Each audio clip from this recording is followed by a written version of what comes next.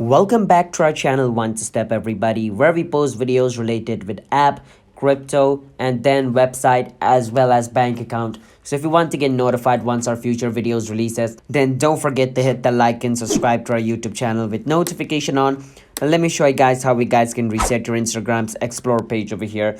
Now it's pretty simple. So explore page basically means if I click on the search button at the bottom, then my explore page opens up. This is what my explore page looks like. So as you guys can see, it's pretty random, but most of the time it shows me like girls pictures. So let's say I don't want to see girls pictures. So what I need to do is I need to go on versus search at the top first. Once I go on search, what I need to do is click on versus see all at the side of the screen right below cancel. Once I go on see all, there's going to be clear all button at the top right corner. Click on clear all, click on clear all.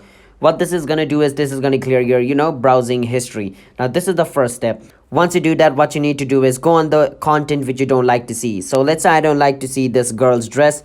What I can do is click on the three dot at the top and click on versus see fewer posts like this. Now what Instagram's algorithm is going to think is all right, I don't like dress picture. So let's say I don't like food. I can click on the three dot right beside the post, click on see fewer post.